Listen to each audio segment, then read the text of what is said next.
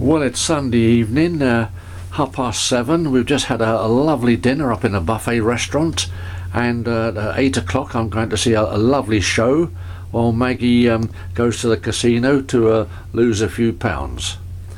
Hopefully win a few pounds. But this is our cabin, the window cabin.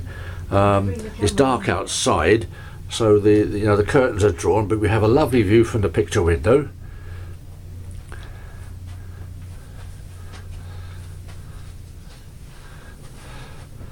The television, the coffee making materials.